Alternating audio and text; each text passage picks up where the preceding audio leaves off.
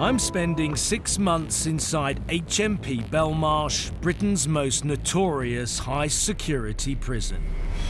It's locked up the country's most dangerous convicts, from the great train robber Ronnie Biggs to Ian Huntley and the killers of Stephen Lawrence. No bed, no toilet. I don't think I could do an hour in here without going round a twist.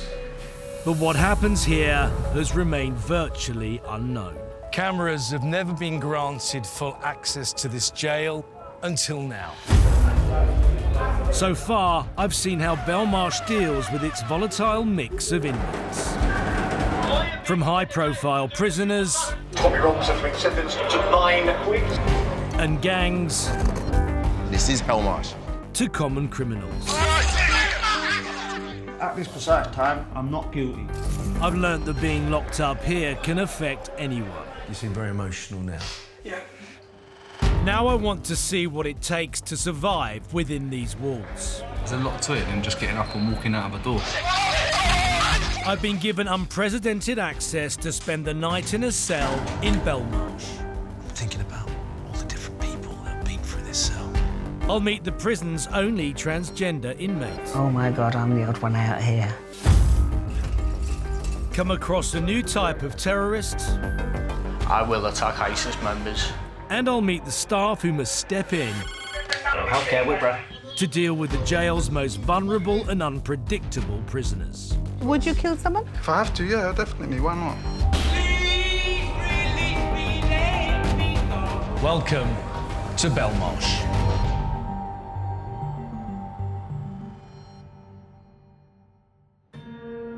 Built in 1991, Belmarsh was the UK's first supermax jail. Designed to take in prisoners considered a threat to national security. Besides its very own dog unit and a bomb-proof tunnel linking it to Woolwich Crown Court, Belmarsh has one thing that truly sets it apart from other prisons. It has the only jail within a jail in England and Wales. Thank you. Thank you. This is the High Security Unit, or HSU, that's held some of the world's most dangerous terrorists. And this place has been home to people like Abu Hamza and the killers of Lee Rigby.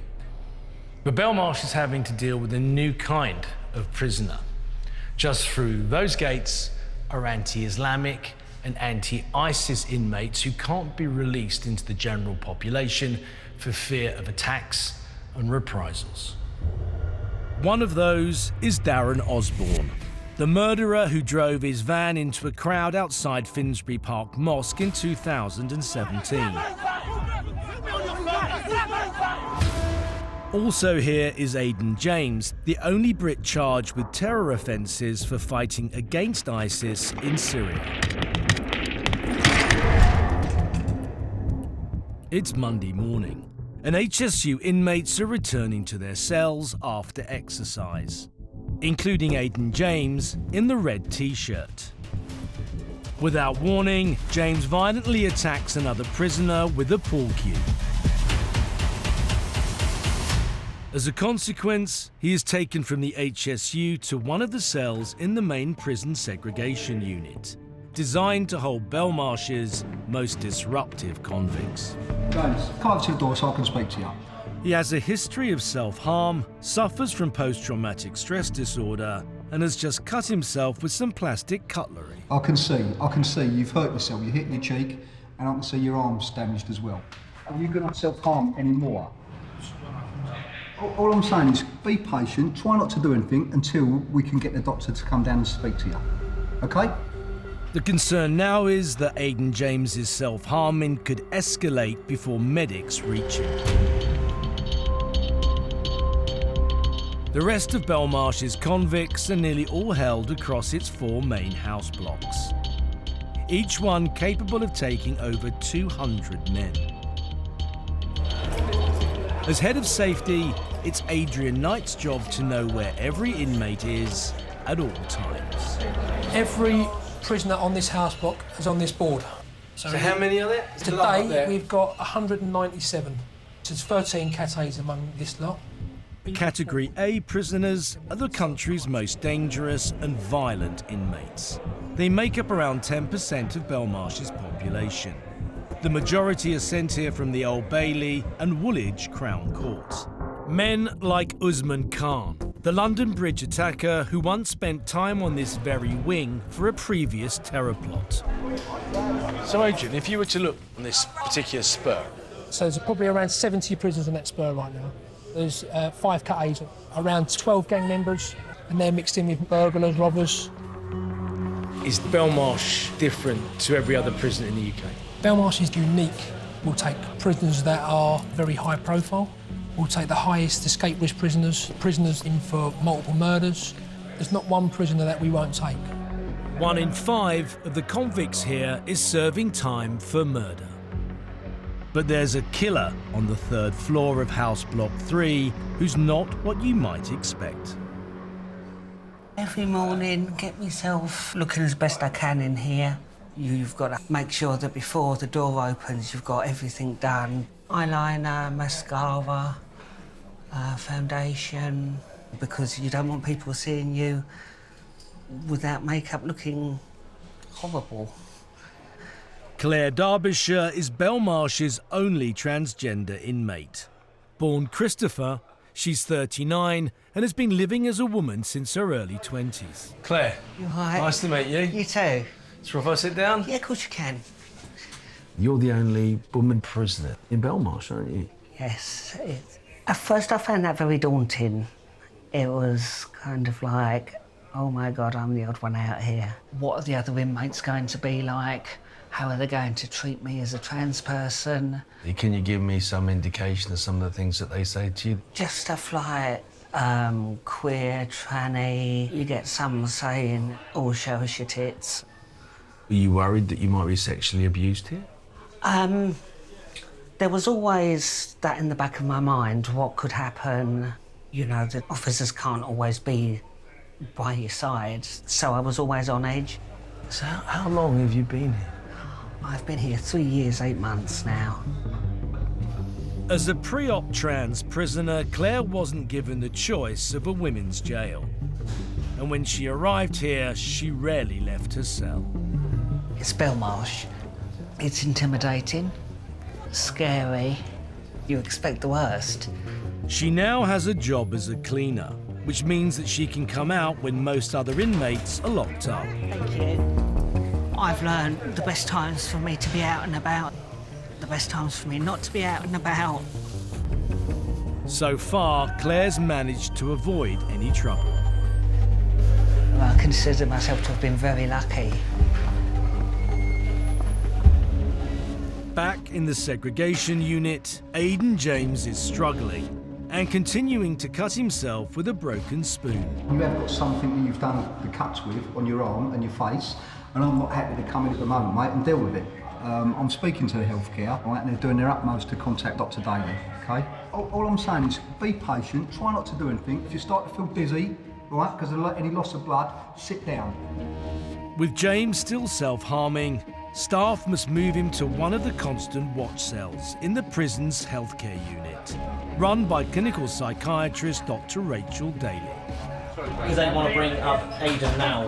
So? No, that's why I need to get this sorted first. Is there anyone we can take off constant jobs? I'm going to move him into... There are only 3 constant watch cells in healthcare, and right now, they're all full.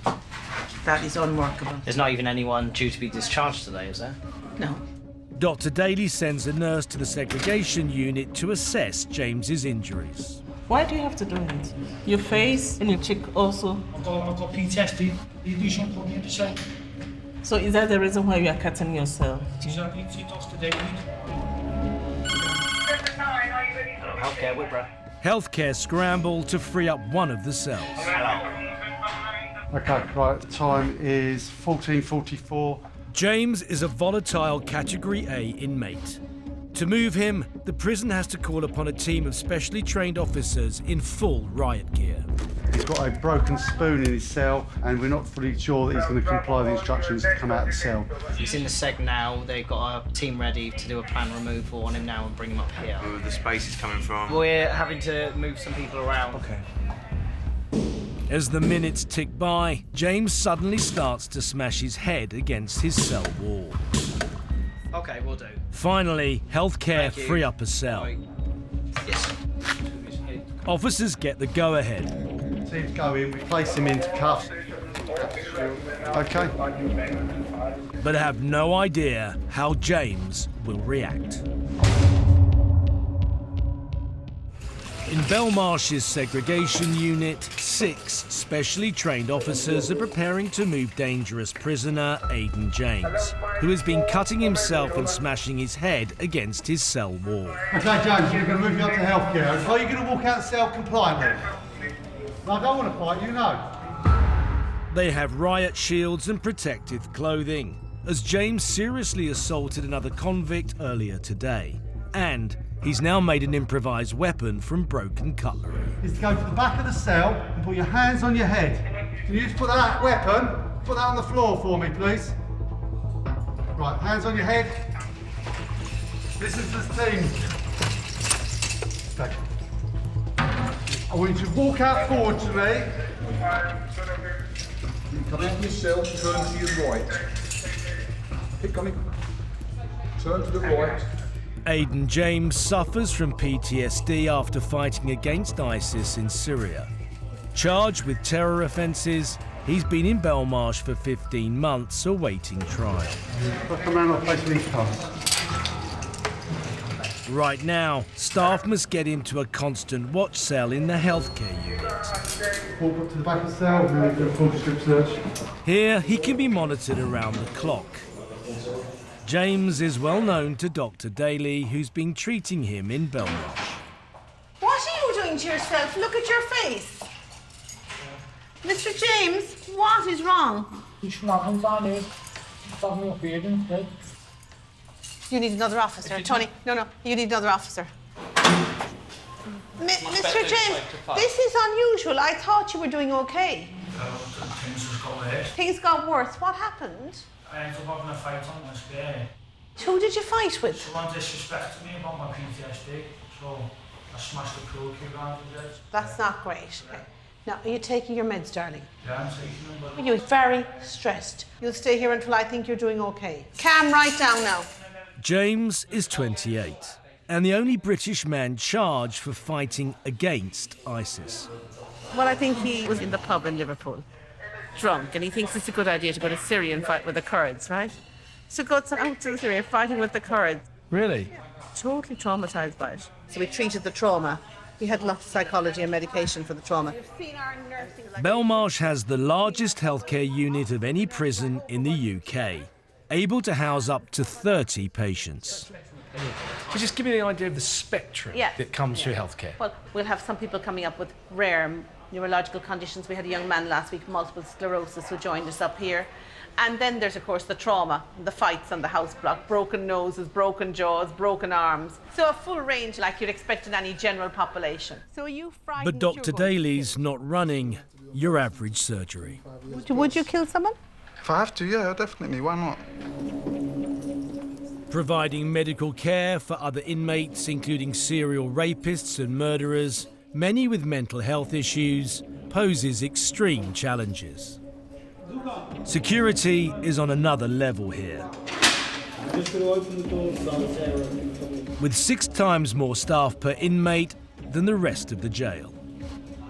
You're dealing with some really violent, unpredictable human beings.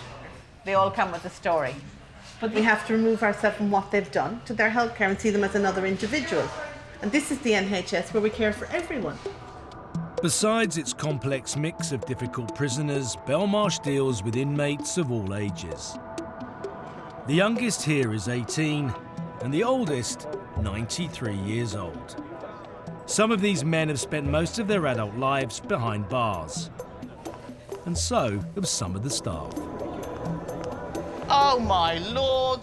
Why can't I go anywhere without having to see you? Go, whatever prison I work in, you're always there. And I promise I'll always stand by you, Jenny. Oh, you're the only one who calls me Jenny as well. Deputy Governor Jenny Louis joined the prison service 32 years ago. She's been in Belmarsh for the last 9 years. Mr. Keane has known me when I was slim and young.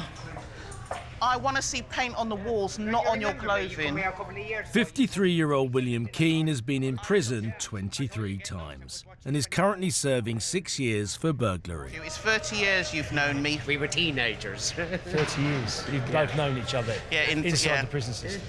The majority of all of these here are going to get dumped out of prison, back onto the same thing, and keep coming back all the time. That's all that's going to happen. It's happened year in, year out. Not the majority. You're the only person I see. I'll always be back. That's because we got this thing going on. Well, I know you marry me one day. She still won't turn around and give in to my charms. Let's get upstairs. Go. Still go. won't give in to me. Thank you. So do you see that a lot? You do see people coming back, and I think if you can achieve some of those elements like housing, employment, if you can achieve that, that is so much more to ensure that somebody won't come back inside. For some, Belmarsh is a revolving door. For others, it's a more permanent home. All right, come in. How are we? Yeah. So you two, you seem quite, what's the word? Yes. Yeah. Cellmates Lee Sales and Patrick Malloy, both in for violent GBH offences, know what it takes to do time. Well, no, I'm doing 21 years. Yeah. You do it, will you do your... No, I would do 16 at that. My first parole's 2028, and then if not, 33. My daughter's 16 on Friday. They're in Benidorm now. So, does that not kill you though, the fact that you're here? Yes, it does. It does kill you, that. Yeah. We're hoping that you're going to help us with the parole board. It is what it is, isn't it? I'm doing 10 year. Light work though. It's light work. Light work. Yeah, listen. The human body is it's built to adapt. You don't realise, we thought that, didn't we? Until you actually get yourself in that situation, the body is actually stronger than what you think. You have to survive, don't you? Yeah. So, I mean, you have to. Like, if you don't in here, they'll spot, but you'll become a victim, eh? Yeah, of course you will. Of course you will, yeah. You either fall apart or else you get beaten, one of the two. What don't kill you makes you stronger. And if you ain't strong in here, things happen. Someone who has had to adapt fast to life in Belmarsh is transgender prisoner Claire Derbyshire.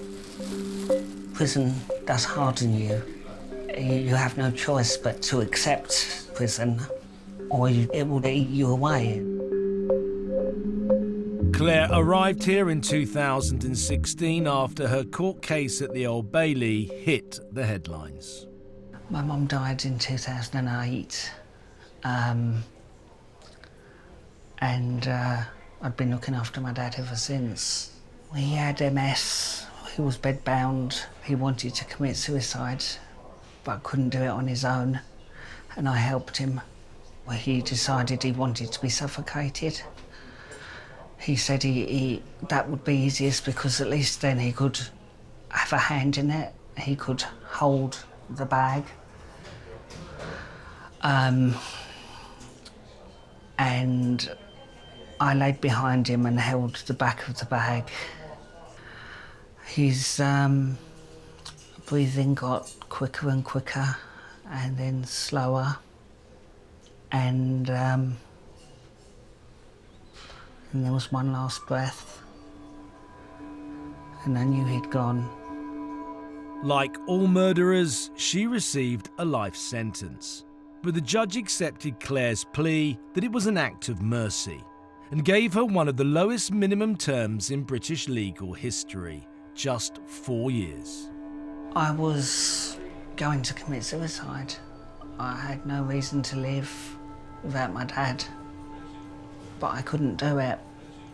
Something I still feel bad about. I should have gone with him. Like others convicted at the Old Bailey, Claire would have known she'd be coming to Belmarsh.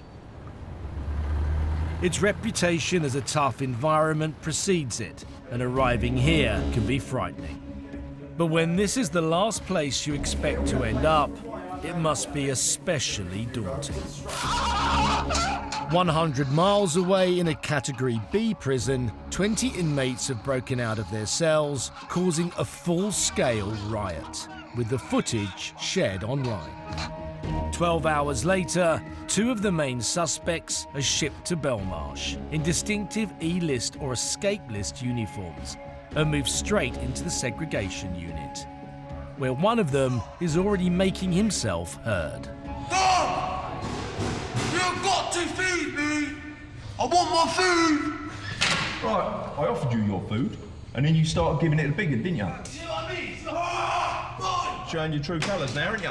Listen to me. I'm taking your number. You can take me number, I don't care about that. You're gonna speak to me as an adult. You're taking my shit, bro. You had that. See you later. Please get my food. Welcome to Belmarsh. The other new arrival is 20-year-old Liam Waters. You know where you are now? In the highest security prison in the country. Right, so just tell me why you're here. I'm here because of a security reason. Prison mutiny, that's what they call it. You're okay in the seg for now? I'm okay in the seg, mate. I just don't know, because I don't know anything about you. You don't come across as someone that should be in the seg, but I've obviously got to go with what I'm being told. Nice to meet you. Later. They'll be on the E-list for a considerable time now while we work out what to do with them. Obviously, one's quite a young guy, that's why I still find it difficult in the prison. It'd be a big step up for him compared to what he's used to. As an escape list prisoner, Liam Waters is now considered high risk. He won't be allowed contact with the outside world, and his every move will be monitored. Obviously, this is all new to me. Being shipped here is crazy. Belmarsh, ACAT, high security. I believe it's one of the most dangerous places to be in the whole of England, prison-wise. I know there's gangs here, there's terrorists here. All I've got to do really is pray. Pray that get out of here as quick as possible.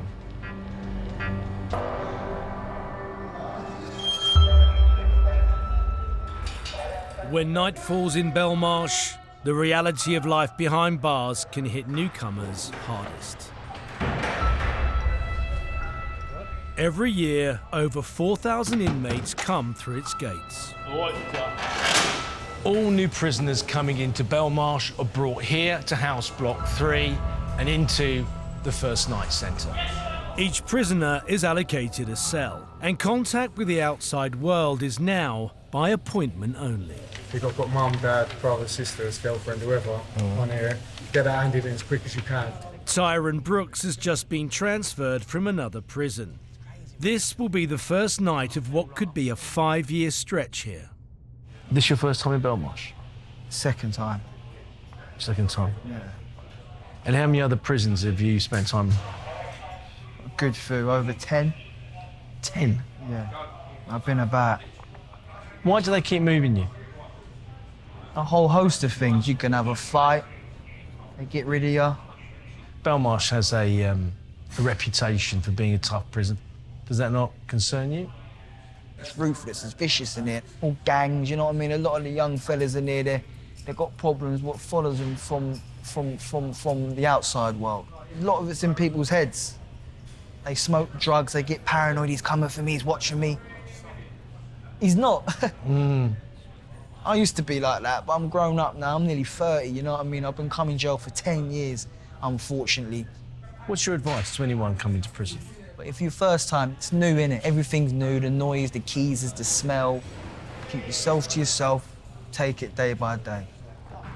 This is where prisoners get a taste of what's on Belmarsh's menu. I know people are going to moan about it, but I've been to some other places around the world, and this is very nice. But that doesn't mean I'd want to eat it every day. Soon, the moment comes for inmates to go behind the door for the first time. Something to share with you. Unaware of who they'll be sharing with and what crimes they may have committed. Cheers, gents. Have a good evening.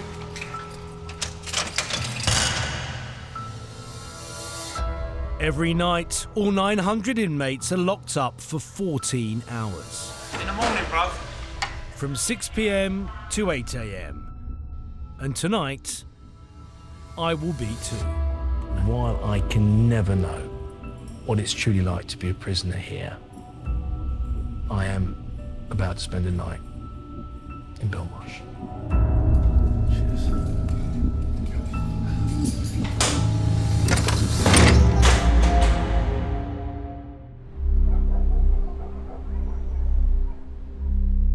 I'm the first non-prisoner to be granted permission by the Ministry of Justice to spend the night in a UK prison cell. Like every inmate, I've been given what's called a first night pack. Let's see what we got in here. Body wash, gel. It's gonna come in.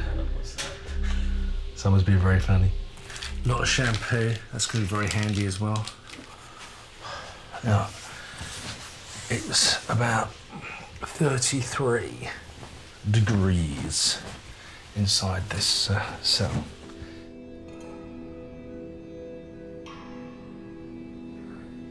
I know this is only for one night, but when that door closes, and I'm lucky I've got a cell to myself, a 3-man cell, that is a totally different ballgame because you are dealing with the pecking order, you are dealing with the politics of 3 individuals living, breathing in each other's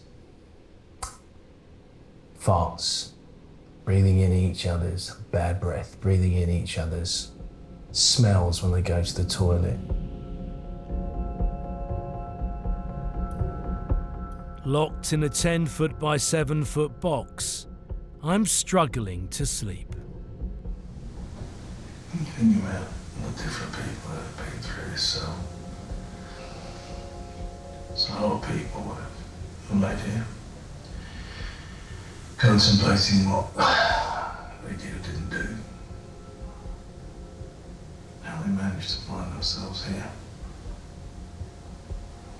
how long they'd be spending here, plotting revenge, and the regrets. It's hot, no air, because there's no open doors. 3 hours and still no sleep. A lot of conversations happening now. There's people shouting now, I can't make out what they're saying. You have to be mentally tough to be able to survive in a place like this. Not only physically tough, you'd have to be mentally tough. No matter how hard your night has been, at 8 a.m. sharp, Belmarsh comes to life. As soon as you're ready, unlock, please. Foundations to change, young Evans. 18 Beach. Charles, you've got education, yeah? Morning. Morning. What? I've had better nights and worse. Happy days. Thank you. Super. All right. I would be a liar if I said I wasn't relieved to be getting out.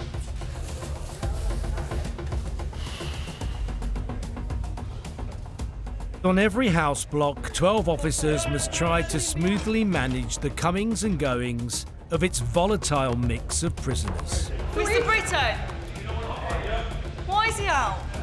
Well-behaved inmates have the right to be out of their cells for up to 4 hours a day, to head to education, visits and workshops. Favourite term is if you've got like 70 kittens and they've all got their own box. No, you're not on camera. And then each kitten doesn't go in their box, it's chaos. This is exactly what this is. Absolute chaos. Alex Nerthen, who is in for GBH, was considered such a threat outside that police told the public to keep away from him. But in here, even stepping out on the landing is a challenge. Walking out that door first thing in the morning on a wing, if you're going to be honest, it is scary. You never know how that day is going to go. Is it going to be you today? Your body language has always got to be on point. You never know how someone else is going to act. Are you going to look at someone, they're going to take it the wrong way and then automatically they're going to act on you? There's a lot to it than just getting up and walking out of a door. And you think Belmarsh should be one of the jails that you'd be safe in, wouldn't you? High security, Nick. Far from that. In a place like this, it's a potential for violence, confrontation, every second of the day. It's always bubbling away.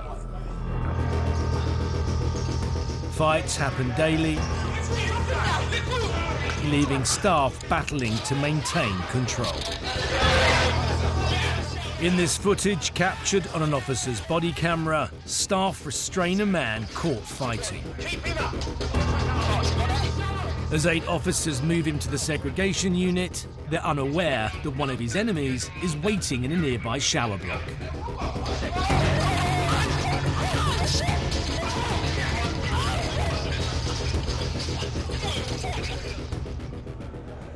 Anyone can become a target in here.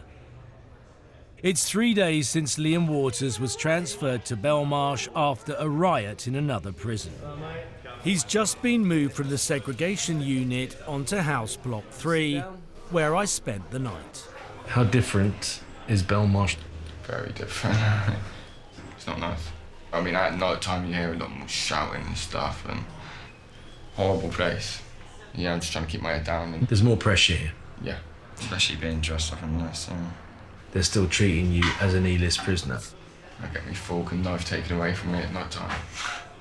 And my plate and my clothes, shoes. Do you know what's going to happen to you now? It's not. I don't have a say in what goes on here. For all I know, I could be staying there for my whole sentence. Belmarsh can be a tough place to survive. Like all jails, mental health issues here are on the rise. No, I don't know what he's doing to my head.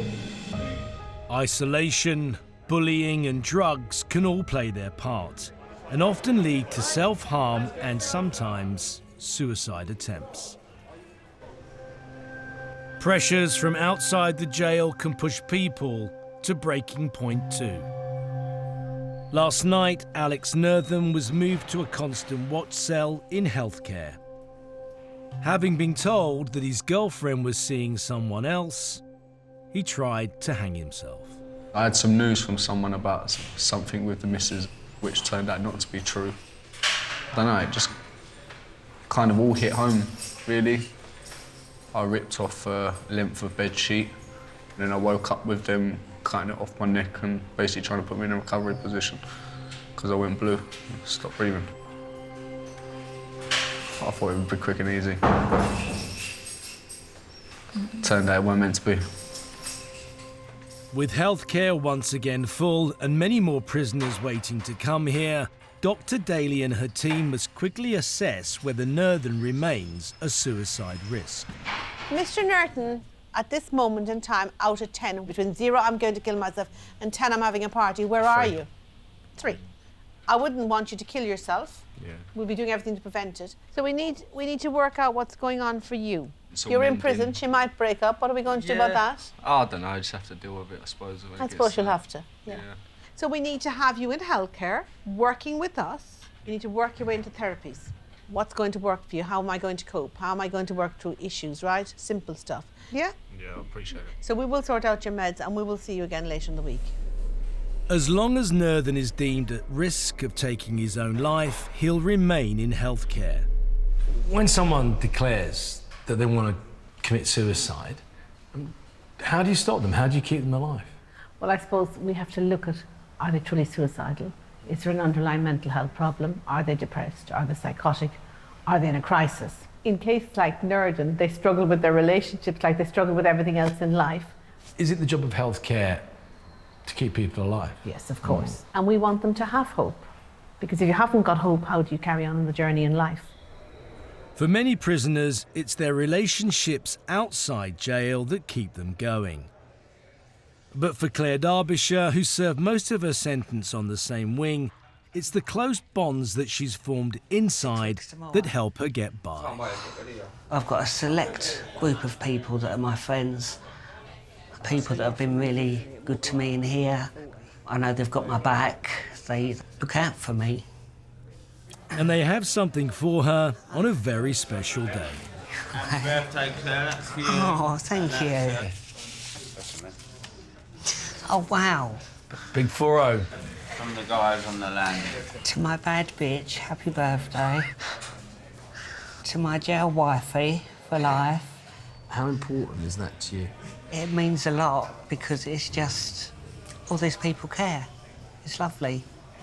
Belmarsh has been good for me. I don't hear that very often. No. But Claire could be facing a big change in her life.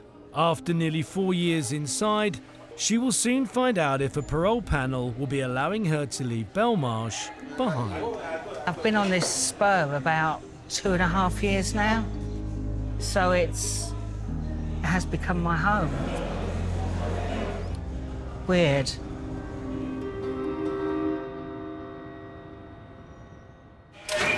Graffiti Home for Aiden James remains the healthcare unit. He's reacting well to treatment for PTSD. But as a high-risk Cat A prisoner, he can only be unlocked when other prisoners are banged up and must be accompanied by 2 officers. You all right?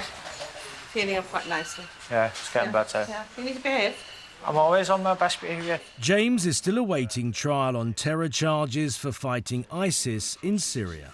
What made you want to go and fight with the Kurds? After the Manchester Arena attack was when I thought, right, I want to go and do something about it. I left everything. I left my family, my son, I left everything because I felt so strongly about fighting against ISIS. This is a British guy, Ollie Hawley, got killed when he was over there with me. This is me in the middle. It's looking rather different. Yeah. Shaved head and a tash. Yeah. So you are with your AK, yeah? That's you again, is it? Yeah. How much fighting did you actually see? Quite a lot. Spent 5 months on the front line. Liberated 3 villages. Yeah. Rescued thousands of people from death, basically. Daily, we were getting suicide vehicle attacks on us. But there were British people out there who joined ISIS? Yeah, there was many. And there's British people being held in this prison now who fought for ISIS? I know. How does that make you feel? Angry. But that's why they've got to keep me separated. There's no chance of me going on main house box. I'm not allowed. Simply because if I did, I will attack ISIS members. You will? Definitely. You're not anti-Islam, you were just anti-ISIS? Nothing against Islam whatsoever. But while he awaits trial, staff have little choice but to keep Aiden James in healthcare. He can't go back into the high security unit because he's attacked. He can't go into the main prison because there's a price on his head and his own admittance. He will attack anyone that he thinks is in ISIS or associated to ISIS. So where do you put him? And he's just one individual amongst the 900 other prisoners here.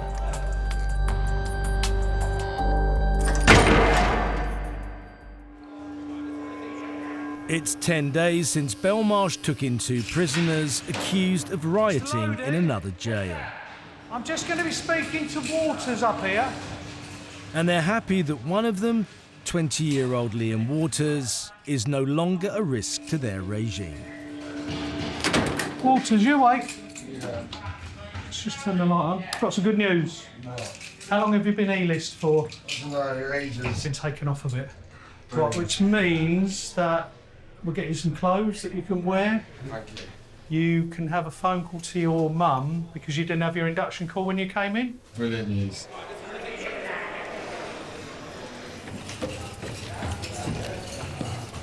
Right, put this light on.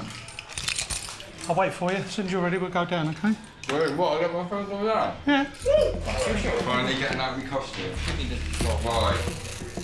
Alright, clothes that'll fit me.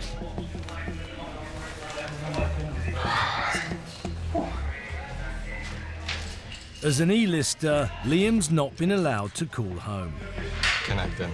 Until now. Hello, Mum, you alright? Hello. Finally.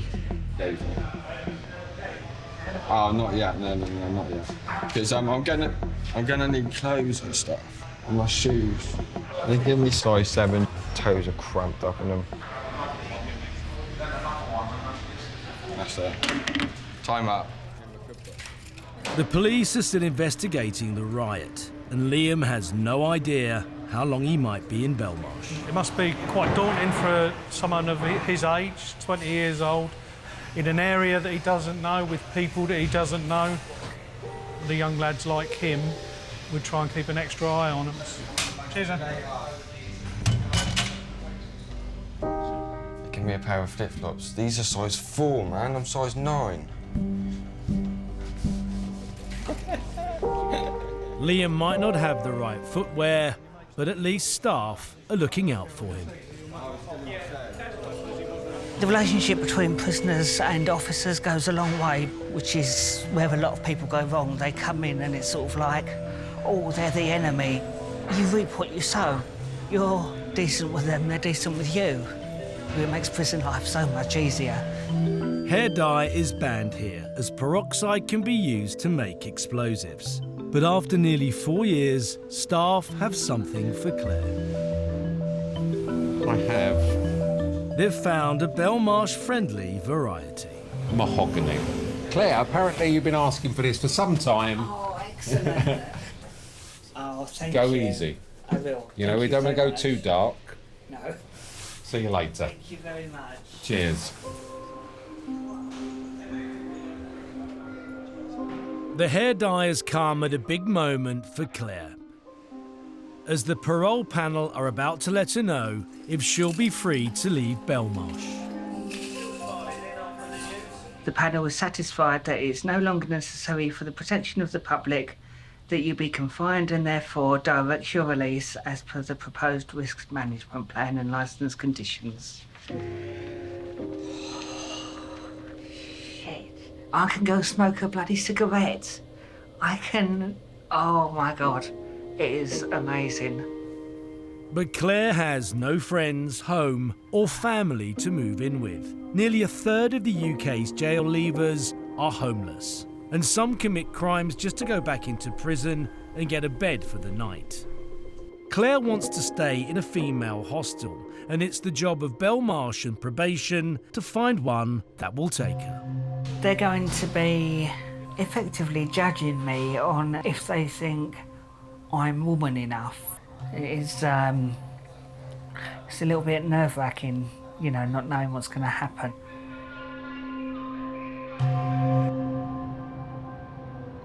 For a lot of prisoners, leaving Belmarsh can be as big a moment as arriving. For some, it's a chance to celebrate. First two things I'm going to do, yeah. What's the first things you're going to do? First thing, straight away, McDonald's. McDonald's? The second thing is I'm going to have a proper cigarette. For others, it's a transfer to another institution. Have a good trip. While for many, it's the hope of a fresh start. Where am I signing? There.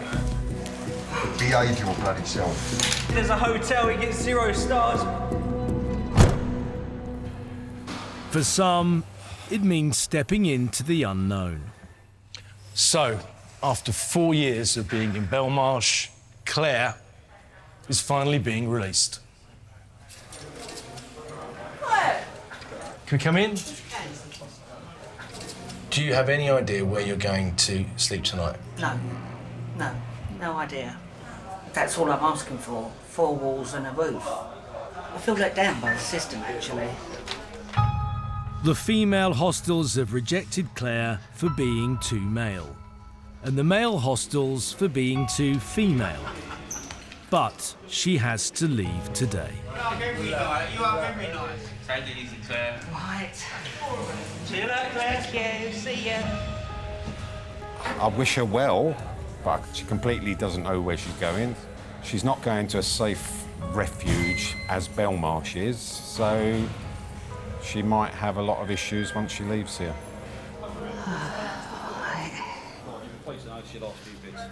You'll get your cash, valuable items. Right. We'll also give you a travel warrant to get to where you've got to go to. Lovely, thank Good you. luck. Do you think that life might be easier for you in here than on the outside? Yes, in as much as I've got a place to sleep, Cheers, mate. Cheers. food to eat, all of that. I'll be starting from the ground upwards, which is daunting, but also I got a chance to try and make something of my life. Wow. If you survive Belmarsh as a transgender person, you're pretty much prepared for most things.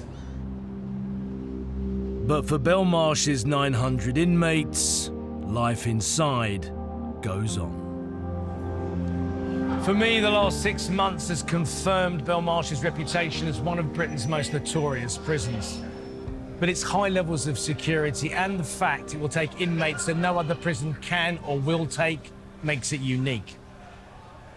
I've also seen the other side of this prison that deals with vulnerable prisoners with complex health needs.